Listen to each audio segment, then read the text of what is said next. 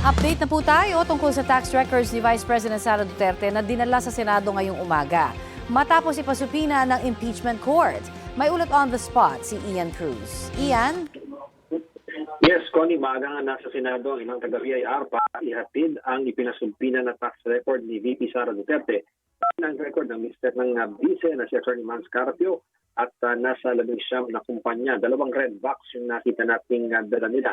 Tumanggi magbigay ng pahayag ang mga taga-BIR. Formal naman na itong tinanggap, Connie, ng impeachment court sa pamamagitan ng clerk of court ng hukuman na si Attorney Renato Bantog. Sarado sa publiko ang pag-turnover ng mga dokumento. Magbabahagi na lamang daw ng larawan at video ang Senate Impeachment Court.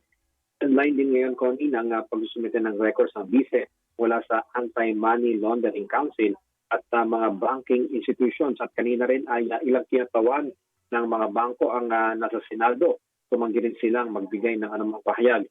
May nakita rin tayo na ipinasok na 4 na box na hindi pa rin nagpakilala kung anong banking institution.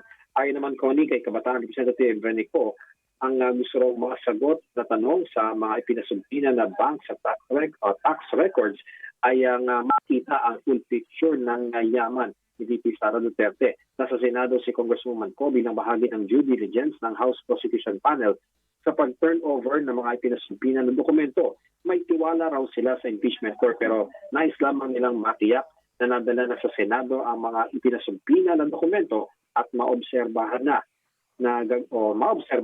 nagagawa ang proseso ayon sa umiiral na rules.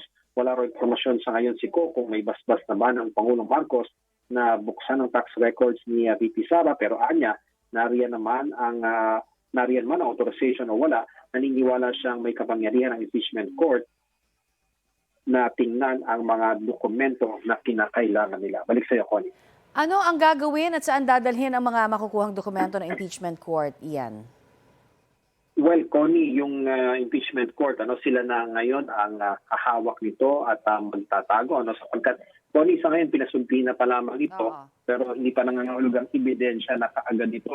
So, nasa kanila lamang posesyon ito para kapag kinailangan at may basbasa ng korte, ay pwede nilang makuha anytime. At ako, malaking tanong din dyan, kung may basbas na ba ang Pangulo na bulat-latin talaga itong tax records ni VP Sara.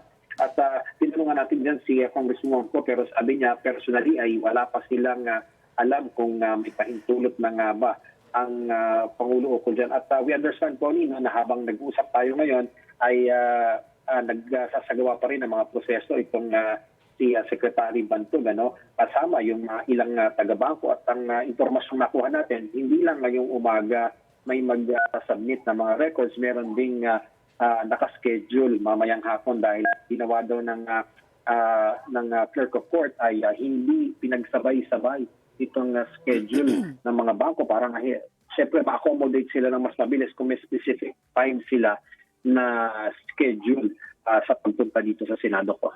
Maraming salamat sa iyong update, Ian Cruz.